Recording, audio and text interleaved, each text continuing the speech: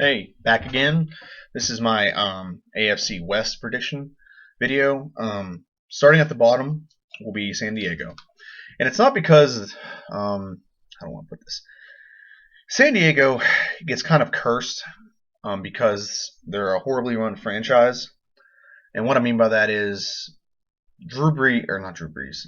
Philip Rivers is a very good quarterback, and they've had talent over the few years. They just don't know how to put it all together. They don't care to put it all together. I guess they just want to make money. I have no idea. I don't know what the point, why they're so bad. Um, but it seems like they have a year where all the talent will come together once, and then they'll be bad after that, and then they'll come together, and then they'll be bad.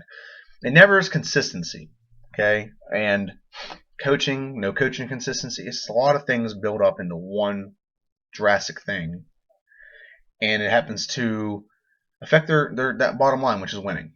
So that's why I have San Diego going last. Philip Rivers is good. Antonio Gates is still good. I actually hope Melvin Gordon does pretty good. But I have them going last in the division. The Denver Broncos will go. Will finish being third. I'm sorry, I didn't do the numbers. San Diego will be 3-13. Denver will be. I have them going third, and they can easily go higher than this. I just think you lost way too much out of your defense. That's the first thing. You have, can't think of the name. I can't think of the guy's name. He's a quarterback that's never started in the NFL before, and granted, you are playing with a good defense and a pretty solid running game. The defense did lose some players, and it does help. It does affect the team. Look at Seattle a couple years ago. They had one of the greatest defenses ever.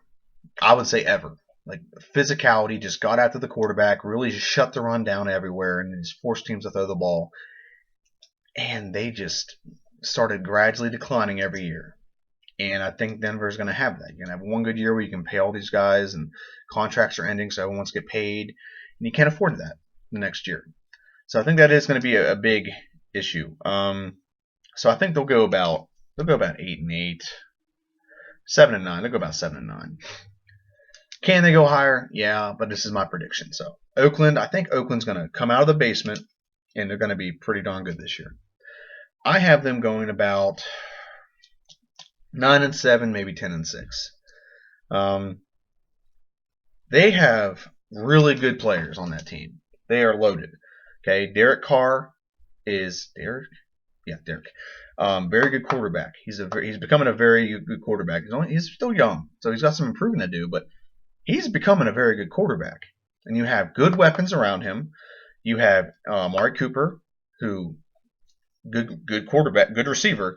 Michael Crabtree. Okay, being a second option makes him very dangerous.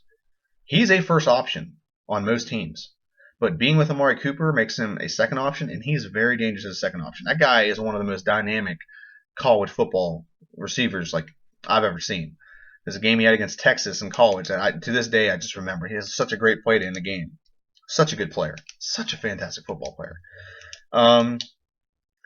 What is it? Latavius Murray, good strong running back. He brings good balance. There we go. Brings good balance to the team. Running, passing, you're good there. Defense, you have Khalil Mack. You bought a bunch of players in free agency. Hopefully they pan out. Doesn't always work out that way, but I think it will. Jack Del Rio is now your coach. He's a good football coach. He may not have always had the best teams to make it look like he is, but I think he brings order to the chaos. That is my honest God opinion on Jack Del Rio. I think he brings a lot of order to the chaos. Offensive line's gotten better as well. I think the team is on the cusp of becoming a very good football team. One more year, but I do think you might make a wild card this year. Just depends on how some other divisions go. The AFC East could easily have a couple players fall off the cliff, and have some couple teams like really fall through the basement. The Jets and the Bills, and it could just be them, and no one's going to get in the playoffs from. Well, I guess they could. You could get a wild card out of the AFC South. You could get the Texans or the Jacksonville. It just depends on which one wins the division. Or the Colts. They could possibly do it too. But I think they could be a wild card team this year. And I don't remember, correct me if I'm wrong, anyone out there. Is it this year that they've gone to 7 teams, or is it still like waiting? they got on to 7 teams, they definitely have a chance to get a wild card. So yeah, Kansas City will win the division, and they'll win it definitively. They'll be about 12-4, maybe even higher. Now everyone's going to say you're crazy, JD. You're crazy. No, I think overall, just like the Bengals in the AFC North, I think overall they have the best team. They have the best defense, one of the better defense. They don't have the best defense, but they have good players at every position. They definitely have the best coach. No one can argue with me on that. They have the best coach in Andy Reid. Andy Reid's a hell of a good football coach.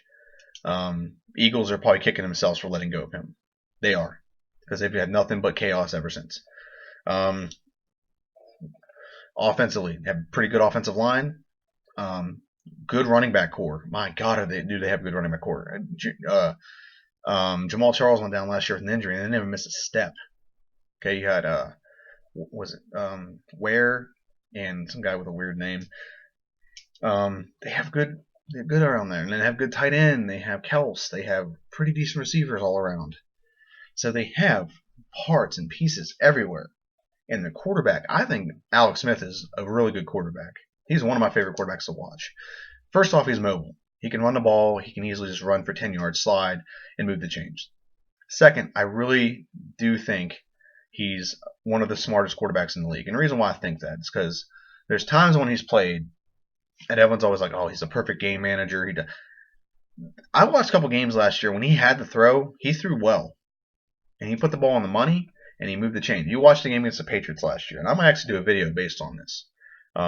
You watched the game against the Patriots last year in the playoffs.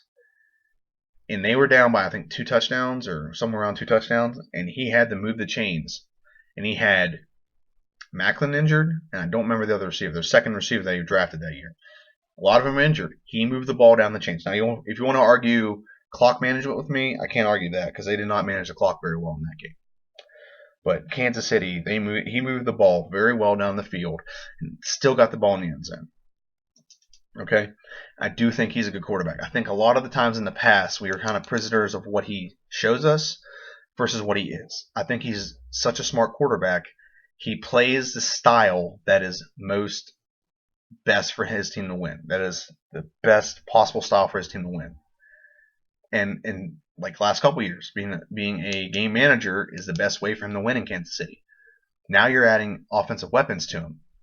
He can put the ball in the end zone. I've seen him make some really great plays, really great passes.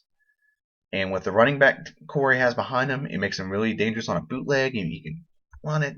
There's a lot of things he can do that a lot of quarterbacks can't. I don't think he gets enough credit for it. Okay?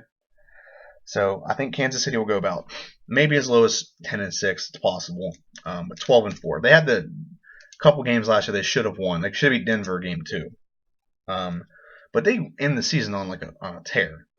Okay, so I have to give them credit with that to do. I think them and Oakland are going to be battling it out, but I do think Oakland's a good football team this year. Denver's still a good football team. I just don't think they have a good quarterback.